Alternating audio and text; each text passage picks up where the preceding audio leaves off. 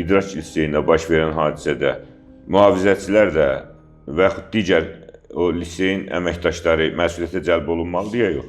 Yox, belə ehtimal etmək olar. Deyək ki, mühafizəçi əgər doğrudan müqavilə ilə çalışırsa, baxır o müqavilənin şərtlərində mühafizəçi hansı şərtləri həyata keçirməlidir. Onun boynuna nə düşür?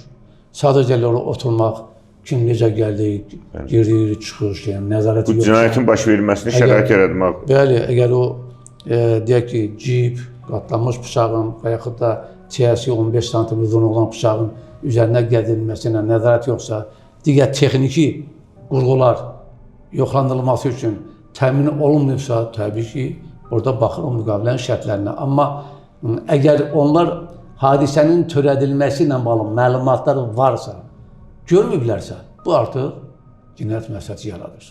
Ən azından bu silahı buradan içəri keçirmək, bunun özü cinayətə şərait yaratmaq. Biz onu ehtimal edirik. Amma o istintaqın hansı səmtdə, prosesual deyək ki, səmtdə gedişinə biz mane olmuruq.